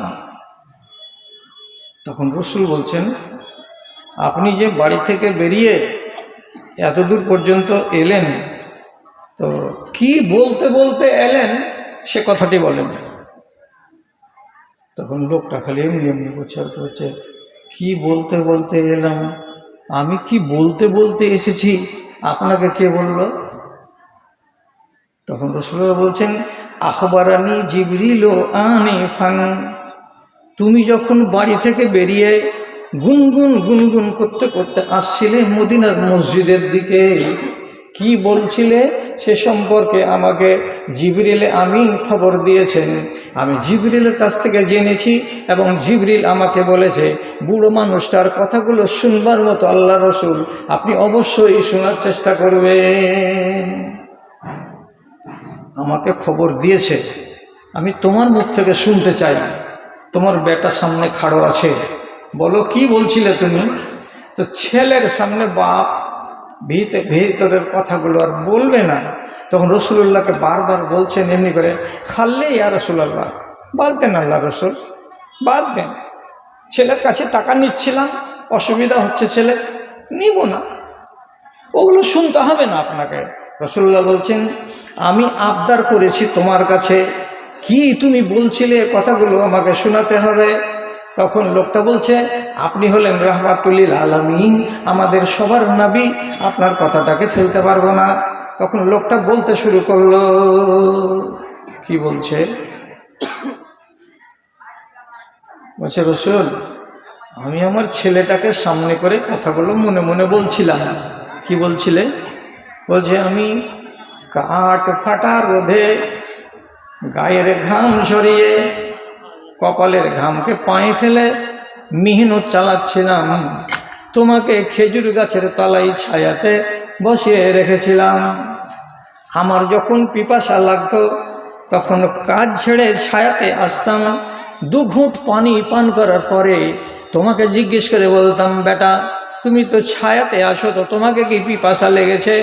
তুমি বলতে না পিপাসা লাগেনি, তবু আমি তোমাকে, যেহেতু তুমি ছোট্ট 5-6 বছরের ছেলে, আমি 2 বুঁদ পানিগুলো তোমার মুখে দিতাম, কেন যে তুমি একটা নির্বোধ শিশু, তোমাকে পিয়াসা লাগতেই পারে। এই করে যখন বিকেল বেলা হয় তখন কাজ ছেড়ে আমি বাড়ির দিকে চলে আসি, তোমাকে কাঁধে করে আমি নিয়ে আসি। 2 নম্বর, হে আল্লাহ পাকের রাসূল, যখন এই ছেলেটা কোনোদিন অসুখ হয়ে গেছে, ছেলের কপালে সাদা কাপড়কে ভিজিয়ে দিয়ে ন্যাকড়া বানিয়ে কপালে তার চাপা দিয়ে রেখেছি, আর তার পাশে যোগানদারি করেছি স্বামী আর স্ত্রী টাইম বেঁধে বেঁধে। বিবিকে বলেছি তুমি ঘুমাও, আমি জেগে আছি, আর বিবি যখন জেগে যাবে আমি তখন ঘুমাতে যাব। কত দিন রাত্রি 10টার সময় আমি যোগানদারি করেছি, বাচ্চার যদি জেগে যায় কষ্ট হয়ে যায়, তার জন্য ওর কাছে পহারাদারি করেছি, কপালটাতে হাত দিয়েছি, পাগুলোকে চেপে দিয়েছি। ওষুধ তখন তেমন ছিল না, ভিজা ভিজা ন্যাকড়া দিয়ে কপালকে ঠান্ডা করে জ্বরকে ভাগিয়েছি। আর এটাই আশা রেখেছিলাম, যদি একদিন আমার কপালেও ন্যাকড়া গুঁজে দিতে হয়, তাহলে এই ছেলেটাই একদিন আমার কপালে ন্যাকড়া চাপিয়ে দিয়ে আমাকেও আরাম দেওয়ার চেষ্টা করবে। এই কথাটাই আমি গুনগুন করে বলছিলাম। আর কি বলছিলে? বলছে, আমার এই বাচ্চা, তুমি যখন হাঁটতে পারছিলে না তখন আমি তোমাকে আমার আঙুলটাকে ধরিয়ে ধরিয়ে সাহারা দিয়ে দিয়ে তোমাকে হাঁটাচ্ছিলাম, এমনি করে হাঁটো, এমনি করে হাঁটো। তোমাকে আমি আশ্রয় দিয়ে দিয়ে হাঁটা চলা শিখিয়েছিলাম। কেন শেখাচ্ছিলাম? যেদিন আমি অচল হয়ে যাব সেদিন তুমি আমার হাতখানা ধরে হয়তো আমাকে আংনা থেকে গলি পর্যন্ত নিয়ে যাবে, কিংবা গলি থেকে তুমি আমাকে আংনা পর্যন্ত নিয়ে আসবে। আজকে যদি তোমার হাত ধরে আমি চলতে শিখাই, কালকে তুমি আমার হাত ধরে আমাকে সাহায্য করে দেবে। এইগুলো আশা নিয়ে, এইগুলো ভরসার কথাগুলো মনে এসেছে, আর সেগুলো বলতে বলতে বলতে বলতে আপনার মসজিদ পর্যন্ত আমি এসেছি। কথাটি বলা শেষ হয়নি, রাসূলুল্লাহর চোখের কোণেতে পানি এসেছে গড়গড় করে গড়ে। তারপরে আফসোস করে ছেলের দিকে তাকিয়ে বলছেন, বাবারে, তোমার বাবার আশার দিকে দেখেছো কি না দেখো নাই?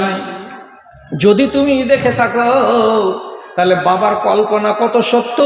সে রোদে পুড়েছে, তোমাকে ছায়ায় রেখেছে। তুমি অসুখ হয়েছো তো তোমার পাশে সারা রাত জেগে জেগে পহারাদারি করেছে, আর সেই বাপকে তুমি আজকে একটা টাকা নিয়েছে তাই কেস করে দিয়েছো। এটা করা উচিত হয়নি। রাসূলুল্লাহর চোখে ডবডব করে পানি দেখতে পেল। ছেলেটা তখন লাজবাব হয়ে লজ্জিত হয়ে দাঁড়িয়ে আছে। এমন সময় আল্লাহ পাকের নবী বলছেন, আনতা ওয়া মালুকা লিআবিকা, আগামী দিনে মনে রেখো তুমি এবং তোমার যত মাল আছে সবই তোমার বাবার, সবই তোমার বাবার, সবই তোমার বাবার। খবরদার, একটা টাকা যদি পকেট থেকে টেনে নেই তার জন্য বাবাকে বেশি কথা বলবে না। মুহাব্বতের সাথে বাবার সামনে পেশ আসতে হবে যাতে ওর মনটা ভেঙে না যায়। হ্যাঁ, যদি বাপের মন ভেঙে যায় তাহলে তোমার সব ভেঙে গেল। যেমন কর্ম করিবে তুমি, যেমন কর্ম করিবে তুমি তেমনি ফলিবে ফল। ধান্য কেহু কাটিয়াছে কিরে রপিয়া দুর্বদল। যদি ঘাস বুনো জমিতে ধান কাটতে পাওয়া যাবে না, ঘাসই কাটতে হবে। আর ধান যদি বুনো তো ধান কাটতে পাওয়া যাবে। আমল যেমন করবেন তেমনি ফল পাওয়া যাবে। শেষ করুন, কথা বেশি বলবো না। আর আপনাকে একটাই কথা আর বলছি, আর বলার পরে ইনশাআল্লাহ কথা দিলাম আপনাকে ছেড়ে দেব। আপনি এখান থেকে আর আমার জন্য কষ্ট করবেন না। সেটা হলো এই, 75 বছর বয়সের একটা মহিলা, বাড়ি হলো ইয়ামান দেশে। বেটার নাম ওয়াইস, মনে থাকবে, চার দোকানে গিয়ে কালকে বলবেন একবার। বেটার নাম ওয়াইস, ছেলে জুয়ান। মার কাছে যে বলছে, মা খবর আসছে চারিদিক থেকে মদিনাতে একজন নবী এসেছেন রহমাতুল্লিল আলামিন। যারাই যাচ্ছে ওরা সৌভাগ্যবান, ওরা সাহাবী, ওরা সব জান্নাতি লোক। তো রাসূলুল্লাহকে এক নজর দেখব, আমিও সাহাবী হব। মা তখন বলছে, যাস না বেটা, আমিও আসল মানুষ, তোকে যাইতে লাগবে 8 দিন, আসতে লাগবে 8 দিন। এর ভিতরে আমার খিদমত কে করবে? আমি যদি মরে টরে যাই আমাকে তুই দেখতেও পাবি না। তো বড় কথা হলো আমার সেবাটা কে করবে রে বাপ? তুই যাস না বাগানে, তুই আর 3 মাস দেখ, আমি মরে যাব, তখন তুই চলে যাবি, আমাকে নিয়ে তোকে তখন ভাবতে হবে না। ঠিক আছে না? ঠিক আছে।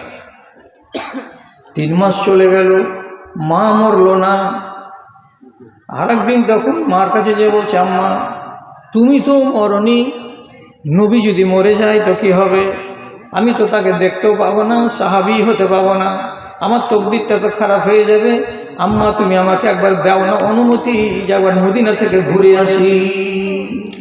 মা পায়ে করছে, না বেটা যেও না, যেও না। বারবার বারবার মা যখন অনুনয় বিনয় করে বলছে, ছেলে মাকে ফেলে মদিনা আসতে পারে না। শেষে বছর বছর পর একদিন মাকে বলছে, আম্মা তোমার মরার সময় হয়নি, এই দেখো তুমি বাধা দিচ্ছ আমাকে, 2 বছর কেটে গেল, একদিন আমার দেখা হয়ে যেত, তুমি অনুমতি দাও না, আমি যাবো আর আসবো, আমি যাবো আর আসবো। কি করবে মায়ের জাত? অনুমতি দিয়ে দিল, যা বেটা তোকে অনুমতি দিলাম, তুই মসজিদে নববীতে যাবি, আর যে রাসূলুল্লাহর সাথে দেখা করবি, দেখা করে সালাম দিবি, নিজের পরিচয়টা দিবি। রাসূলের চেহারাখানা দেখা হয়ে গেলেই তুই সাহাবী, তোর সম্মান বেড়ে গেল। আর তৎক্ষণাৎ আবার উল্টা পিঠে তোকে উঁটে চেপে বাড়ি চলে আসতে হবে। 1 দিন নয়, 2 দিন নয়, 1 বেলাও থাকতে পাবি না। ঠিক আছে, ঠিক আছে, ঠিক আছে। এমন দেশ থেকে এলো, 6-7 দিনের রাস্তা, এসে মসজিদে নববীতে এসে বলছেন, আইনা নবিউল্লাহ, এ লোকেরা তোমরা তো চিনো, আমি চিনি না, কোনটা লোক হলেন আল্লাহর নবী? আমাকে দেখিয়ে দেন তো, ওই লোকটাকে দেখবো, ওর সাথে মুসাফা করব। সবটি উপস্থিত লোক বলছে আমাদের মধ্যে কেউ নবী নয়, যিনি নবী তিনি বাইরের দিকে আছেন, এখানে থাকো, জোহরের নামাজ পড়ার পরে অবশ্যই নবীকে তুমি দেখতে পাবে, তিনি ইমামতি করবেন জোহরের নামাজে। তো বলছে নাই, না নাই। কোথায় গেছেন? বাইরে গেছেন। রসুল উহুদের দিকে বেড়াতে যেতেন, বাকির দিকে বেড়াতে যেতেন, হাররা শারকিয়ার দিকে বেড়াতে যেতেন, উনি তো মানুষ একজন, নেই। তো কি বলছে, আম্মা আয়েশার কাছে যে খোঁজ নিচ্ছেন, আম্মা আল্লাহ পাকের নবী কতক্ষণে বাড়ি ফিরবেন? মা আয়েশা জবাব দিয়ে বলছেন, উনি বাড়ির বাইরে তেমন দূরে যাননি, কাছেই আছেন, মদিনা মসজিদে অপেক্ষা করো কিছুক্ষণ, ঘন্টা দেড় ঘন্টার ভেতরে উনি চলে আসবেন, তখন তুমি মোলাকাত করবে, তোমার প্রয়োজনের কথা তাকে শোনাবে। কিন্তু তিনি বারবার করে বলছেন, আম্মা বলেছেন মসজিদে যাবে, মোলাকাত করবে, সালাম দিবে, আর দেনান দেয়ার তখনই ফেরত চলে আসবে, তোমাকে ওখানে থাকার অনুমতি দিলাম না। মার কথা যখন মনে আসছে, কি করবে? একবেলা কাটাবো, বেশি সময় কেটে যাবে, মা মন খারাপ হবে, ওর কথাটা অমান্য করা হবে, আমি তো দাগি হয়ে যাব, দোষী হয়ে যাব। শেষ পর্যন্ত ঘণ্টাখানিক অপেক্ষা করার পর একাই একাই আফসোস করে বলছেন, পরওয়ারদিগার, আপনি আমার কপালে, আমার নসিবে রাসূলুল্লাহর মোলাকাত লেখেননি নাকি? দেরি যে হয়ে গেল। উনি রাসূলুল্লাহকে না দেখেই, মোলাকাত না করেই চলে গেলেন ফেরত নিজের বাড়ির দিকে। মসজিদে যতটি লোক ছিল সবাই জানতে পারল রাসূলুল্লাহ এলেন। জোহার বাদ আল্লাহ পাকের নবীকে খবর দেওয়া হলো, একজন লোক এসেছিলেন ইয়ামান দেশ থেকে, তার মা তাকে বলেছে যেভাবে, সেভাবে লোকটা আমল করলো, মা এখানে টিকতে অনুমতি দেয়নি, টাটকা টাটকা আপনাকে দেখতে পেল না, অতএব ফিরে চলে গেল। রাসূলুল্লাহ তখন খবর পেয়ে গেলেন আসমান থেকে, এই লোকটাকে নাম হলো এই, কি জন্য এসেছিল? আমার মুলাকাতে। ফেরত কেন চলে গেল? মায়ের কথাতে। এই কম করো, আওয়াজ করছে, ঘ্যান ঘ্যান করছে, শুনতে পাও না? কে আছে রে? মাইকম্যান। তো ফিরে চলে গেল। রাসূলুল্লাহ শুধু একটা কথা বলে দিলেন সাহাবীদেরকে শুনিয়ে, সেটা কি হলো? ও আমার সাথীরা, কান খুলে শোনো কথা। ইয়ামান দেশে একটা মুরাদ বলে বড় গোষ্ঠী আছে। সেই গোষ্ঠীর ভিতরে একটা বংশ আছে, বংশটার নাম হলো কার্ন। কার্ন বংশের একটা লোক আছে, তার নাম হলো ওয়াইস। এই লোকটা যদি তোমরা কোনোদিন তাকে দেখতে পাও, তো মুসাফা করার পরে তোমরা সাথে সাথে তাকে বলবে, আমার জন্য একটু দোয়া করে দাও, আল্লাহ যেন আমাকে মাফ করে দেন। ওর কাছে ক্ষমা প্রার্থনা করে দোয়া করতে বলবে। যদি ওয়াইস কারণী তোমার জন্য আল্লাহ তাআলার কাছে ক্ষমা প্রার্থনা করে দেয়, তো আল্লাহ তাআলা ওই লোকটার দোয়াকে একটা মিনিট দেরি করবেন না কবুল করতে। যেটা দোয়া করে দেবে সেইটাই দোয়া তার কবুল হয়ে যাবে। সুতরাং ঘর সংসারের সুখ শান্তি না আছে, তোমরা শুধু বলবে আমাকে মাফ যেন আল্লাহ করে দেয়, এটাই দোয়া তুমি করে দাও। কত ফজিলত আল্লাহ তাআলাকে দিয়েছেন। অন্য হাদিসে লেখা আছে, ওয়াইস কারণী কিয়ামতের দিন ৭০,০০০ মানুষকে আল্লাহর জান্নাতে নিয়ে যাবে, শুধু আল্লাহর কাছে সুপারিশ করে। তাহলে আর ইমানের ভোল্টেজ কত জোরা! কথা শেষ করছি, শেষখানে কি হলো?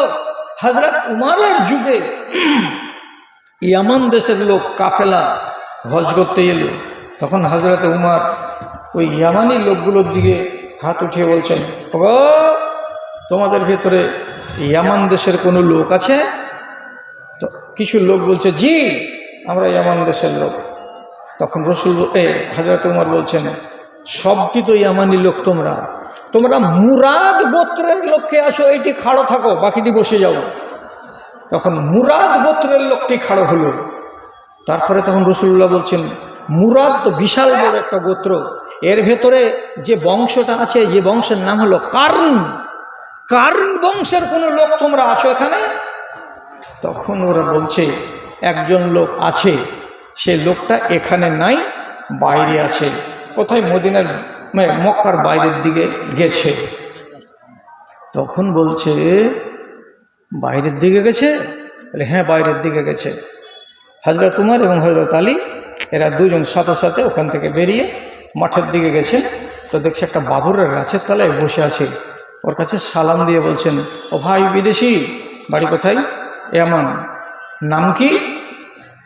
নাম ওয়াইস। ওয়াইস? হ্যাঁ। সাথে সাথে হযরত উমর ওর হাত দুটাকে ধরে নিয়ে বলছেন, ইস্তেগফার করো আমার জন্য, আল্লাহ তাআলা যেন আমাকে মাফ করে দেয়। তখন ওয়াইস কারণী বলছে, আপনি সাহাবী, আমি সাহাবী হওয়ার ভাগ্য অর্জন করিনি, আমি রাসূলুল্লাহকে দেখতে পাইনি। দেখতে এসেছিলাম, কিন্তু মায়ের আদেশ, বুড়ি মা রক্ষা করতে গিয়ে আমি ফেরত চলে গেছি। আমি এমন বদনসিব, আমি আপনার জন্য কেন দোয়া করব? আপনি আমার জন্য দোয়া করেন।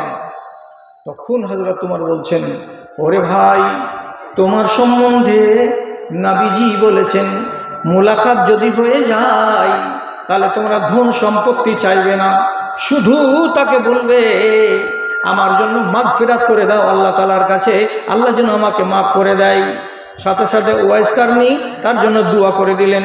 আর দোয়া করে দেওয়ার পরে বলছেন, আপনি যাবেন কোথায়? তো বলছে, কুফার দিকে আমি যাব। তখন হযরত উমর বলছেন, আমি তোমাকে লোক দিব নাকি? আমি তো হলাম খলিফাতুল মুসলিমিন, আমি তোমার আরামের ব্যবস্থা করে দেব, আমি তোমার সাওয়ারির ব্যবস্থা করে দেব।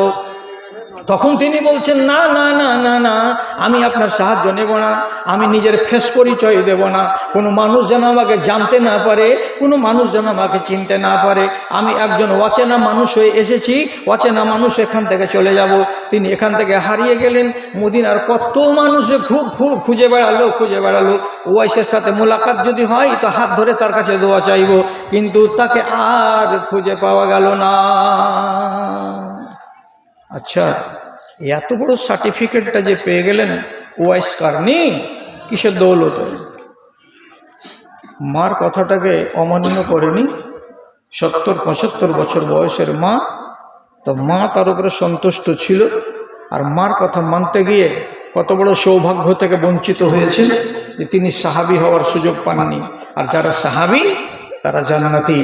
তো রাসূলুল্লাহ এই মানুষটার ইমানের সার্টিফিকেট কি দিয়ে গেলেন? এর দৌলতে 70,000 মানুষ কিয়ামতের দিন জান্নাত যাবে। আর এই দুনিয়াতে যার জন্য সে দোয়া করে দেবে সেই লোকটাই জান্নাতে যাবে, সেই লোকটাই জান্নাতে যাবে। আল্লাহু আকবার। তাহলে আপনি বলুন, এবার আড়ালে যতগুলো মা খালা আছে আর আপনারা সামনে যতটি লোক আছেন, 5 মিনিট এখান থেকে উঠে যাবেন, 5 মিনিটে উঠে যাবেন। আপনার বাড়িতে বুড়া মা বাবা আছে, যদি থাকে ইজ্জত করবেন, তার দোয়া নেবেন, তার কাছে বরকত হাসিল করবেন, আর তাকে অবজ্ঞা করে নিজের কপালে কুড়োল মারবেন না। একদম পরিষ্কার বলছি, খবরদার বুড়ো মানুষকে অবজ্ঞা করবেন না। এবার আপনার যাওয়ার পালা। যাওয়ার আগে আপনাকে একটা কথা বলি, কথাটা ভুলিয়েন না। সেটা হলো এই, 17 বছর ধরে আইয়ুব নবী অসুখে পড়ে থেকে শুধু দোয়া করেছিলেন যে আল্লাহ আমাকে ভালো করো। তো দোয়াটা কী ছিল? রব্বে আন্নি মাসানিয়া জুর ও আন্তা আরহামুর রাহিমিন। আপনার বাড়ি আজহার পাইকার। কতটি আছে? 5,000। আলহামদুলিল্লাহ। এক্ষুনি বলছি, বাপমার নামে এক্ষুনি বলছি। তো দোয়া করলে রোগ সারে, এটা বিশ্বাস করেন কি করেন না? যদি রোগ না সারে তো আমরা দোয়া কেন করছি? আপনি কেন দোয়া করছেন? তো রোগ সারাবার জন্য রোগ আছে মোট 35টা। আর দেবীপুরের আব্দুল হক মাওলানার স্ত্রী 10,000 টাকা। আর একটু খাড়া হন, একটা মিনিট। আর একজন 2,000, আরেকজন 600 টাকা, আরেকজন 600 টাকা, একজন 700 টাকা, আর একজন 700 টাকা, একজন 500 টাকা। আর একজন 500 টাকা। আলহামদুলিল্লাহ, দোয়া করবো। তো আর একজন 9টা তাবিজ, হাসান আলীর স্ত্রী মারা গেছে। আর এটা আর একজন একজনই এতটি জিনিস সোনার দান করে গেছে, আর 2টা কানের। আচ্ছা, আলহামদুলিল্লাহ, মাশাআল্লাহ, 2টা নাকের সোনার এতটি দান। তো বলছিলাম দোয়া, তো বলছিলাম ব্যাধি আছে 35টা আর দোয়া আছে 8টা। আপনার ভাইরা আছে আমার ভাইরা কতটি? 6000। আচ্ছা, রিটায়ার মানুষ। তো রোগ মুক্তির দোয়া, কালকে আপনি একটা চা কম খাবেন আর পরশুদিন একটা চা কম খাবেন, তাহলে 2টা চা যদি কম খান তো 20টা টাকা বাঁচবে। ভাই আমার 500 টাকা, 20 টাকাতে আপনাকে একখানা খুব সুন্দর কিতাব দিচ্ছি। 8টা দোয়ার ভিতরে একটা দোয়া মুখস্থ করবেন, যেটা আপনার রোগ আছে সে রোগটা ওর ভিতরে পাবেন, আর ওই রোগটা আল্লাহ তাআলার কাছে সারিয়ে চাইবেন। এই ছেলেটার কাছে আছে বইগুলো, 20টা টাকা দিয়ে একখানা বইগুলো নেন। রোগ মুক্তির দোয়া, রোগ মুক্তির দোয়া, 35টা রোগের দোয়া আপনি ওখানে পাবেন। যেটা রোগ হয়েছে সেটা দোয়া আল্লাহ তাআলার কাছে আপনি করেন, ইনশাআল্লাহ আল্লাহ রাব্বুল আলামিন আপনাকে শিফা দিবেন। দেনা থেকে মানুষ মুক্ত হয়ে গেছে দোয়ার বদৌলতে। আবু উমামা আল বাহিলি, আলহামদুলিল্লাহ। তো যান, এই 20টা টাকাকে বেশি মনে করবেন না। মেয়ে ছেলের উপরে প্রথম দিকে একটু রয়ে গেছিলাম, কিন্তু এখন দেখছি ব্যাগের ভিতরে বেশ কিছু টাকা পয়সা দিয়েছে, আলহামদুলিল্লাহ। তো মা খালাদের দানগুলো এখানে মোটামুটি 1000-2000 টাকা হবে শেষের বেলায়। আল্লাহুম্মা সাল্লি আলাইহি, আল্লাহুম্মা বারিক আলাইহি, আল্লাহুম্মা আইয়িদহুম বিল ইলমি